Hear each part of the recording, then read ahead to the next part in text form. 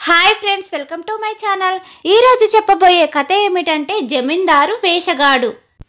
కొండాపురం అనే గ్రామంలో కొండయ్య అనే పేదవాడు ఉండేవాడు. అతడికి 2 కొడుకులు. పెద్దవాడు తండ్రికి కుటుంబ పోషణలో చేదోడు వాదోడుగా ఉంటూ కూలో నాలో చేసి ఎంతో కొంత సంపాదించేవాడు. అయితే చిన్నవాడు చిన్నరాయుడు మాత్రం ఏ పని చేసేవాడు కాదు. కొండయ్య ఒకరోజు చిన్నరాయుడితో, ఒరే చిన్న, నీ పేరు చివర రాయుడు ఉన్నంత మాత్రాన జమీందారు కావు. జామీ వ్యవహారాలు చూసుకోవాలన్న తపన ఉంటుంది.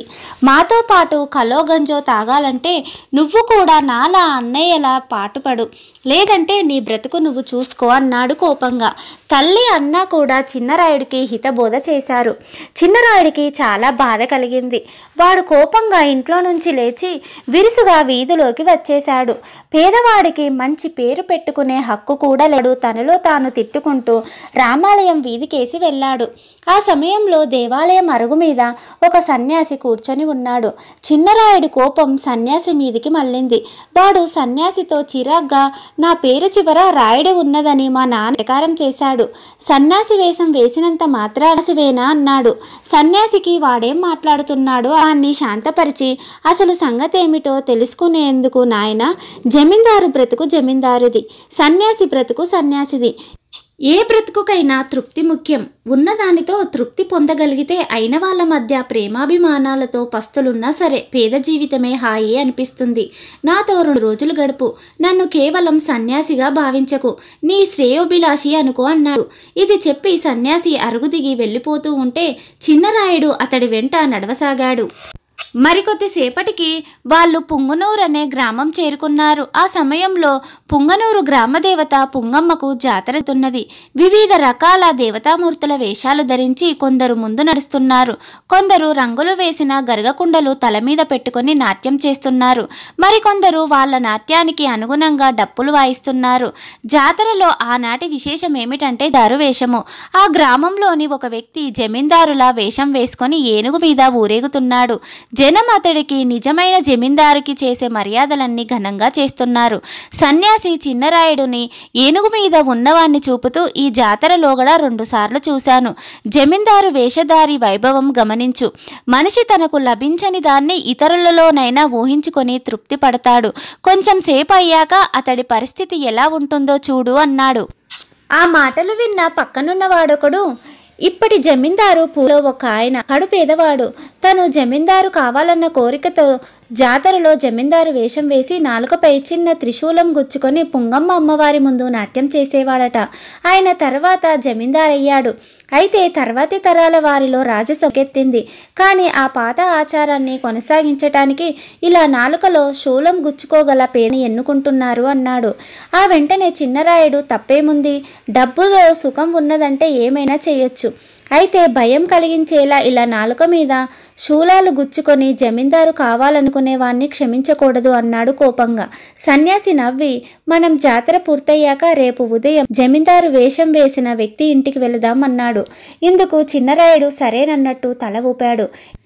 ఇద్దరూ జాతర వేళకే వెళ్ళి గుడి దగ్గరకు చేరుకున్నారు. గుడి చేరుకోగానే జమీందారు వేషం వేసిన వ్యక్తి ఏనుగు దిగి వేషం విప్పేసి డప్పుల మూతకు అనుగుణంగా నాట్యం ప్రారంభించాడు. ఆ సమయంలో ప్రజలతన్ని అరటిపళ్ళతో కొట్టినా చెల్లించలేదు. గుడి పూజారి అతడికి అసలు జమీందారీ వంశపు వారు పంపిన కానుకలు ఇచ్చాడు. మర్నాడు తెల్లవారిన తర్వాత సన్యాసి చిన్నరాయుడు జమీందారు వేషం వేసిన వాడింటికి వెళ్లారు. వాడిది చిన్న పూరిపాక. ఆ వేషం వేసిన వాడి పేరు చెలమయ్య. సన్యాసిని చిన్నరాయుణ్ణి సాదరంగా ఆహ్వానించాడు. చెలమయ్య యువకుడు, 30 ఏళ్ళు ఉంటాయి. అతడికి 1 కొడుకు, కూతురు, ముసలి తల్లిదండ్రులు, పెళ్లి కావలసిన చెల్లెలు ఉన్నారు. చెలమయ్య కూలి పని చేస్తాడు. అతడి తల్లిదండ్రులు ఖాళీగా కూర్చోరు, తాటాకులతో బుట్టలు అల్లుతారు. చెలమయ్య భార్య చెల్లెళ్ళు కూరగాయలు అమ్ముతారు. చెలమయ్య 1కి 2 సార్లు కోరిన మీదట సన్యాసి చిన్నరాయుడు వాళ్లతో కలిసి భోజనం చేశారు. వాళ్ళు జాతరకు ముందు రోజున ఎంత సంపాదించింది చెప్పుకుంటూ ఒకరు పడిన శ్రమకు ఒకరు సానుభూతి చూపుకుంటూ ఆనందపడటం చూసిన చిన్నరాయుడికి తన ఇంట్లో వాళ్ళు గుర్తుకు వచ్చి బెంగ కలిగింది. చెలమయ్య జాతరలో తను ఎందుకు జమీందారు వేషం వేసింది సన్యాసికి చిన్నరాయుడికి చెబుతూ, కొన్ని తరాల క్రితం ఇప్పటి జమీందారు వంశం వాడు మా కుల కులంలో పుట్టాడు. అతడు అమ్మవారికి నిన్న నేను చేసిన విధంగా మొక్కుకున్నాడని, ఆ విధంగా జమీందారు అయ్యాడని చెప్పుకుంటారు. ఏమోలో నాలోనూ జమీందారు కావాలన్న ఆశ ఉంది. నాలుక మీద శూలం గుచ్చుకునే విద్య నేర్చుకునేందుకు ఎంత కష్టపడ్డాననుకున్నారు? ఆ సమయంలో నాకు అనిపించింది, ఈ కష్టాన్ని ఏదో ఒక పని చేసి సంపాదనకు ఉపయోగిస్తే పేదరికాన్ని జయించవచ్చు అని. అందుకే అందరం చేతనైన పని ఏదో ఒకటి చేస్తున్నాం. నాలుకలో శూలం గుచ్చుకునే విద్యను నా కొడుక్కు నేర్ను అన్నాడు.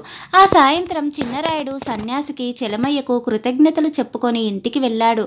అతన్ని అంత దూరాన చూస్తూనే అందరూ ఆప్యాయంగా, ఒరే చిన్న, నువ్వేం పని చేయకపోయినా పర్వాలేదు, మమ్మల్ని వదిలిపెట్టి మాత్రం ఎక్కడికి వెళ్ళకు అన్నారు. చిన్నరాయుడు వాళ్లకు జాతర సంగతి, సన్యాసి చెలమయ్య కుటుంబం గురించి చెప్పి, ఇప్పటికి నాకు తెలిసి వచ్చింది, డబ్బు లేనివాడు డుబ్బుకు కొరగాడు. డబ్బు సంపాదించాలి, అందుకు శ్రమ పడాలి. ఈ నిజం అవివేకం కొద్దీ లోగడ నేను తెలుసుకోలేకపోయాను అన్నాడు. ఆనాటి నుంచి చిన్నరాయుడు తండ్రి అన్నలతో పాటు దొరికిన కూలి పనులు చేస్తూ బద్ధకం ఎరగని శ్రమజీవిగా పేరు తెచ్చుకున్నాడు. కథ సమాప్తం. మీకు గనక ఈ కథ నచ్చినట్లయితే లైక్ చేయండి, షేర్ చేయండి, కామెంట్ చేయండి. మరిన్ని మంచి మంచి కథల కోసం నా ఛానల్ని సబ్స్క్రైబ్ చేసుకోండి.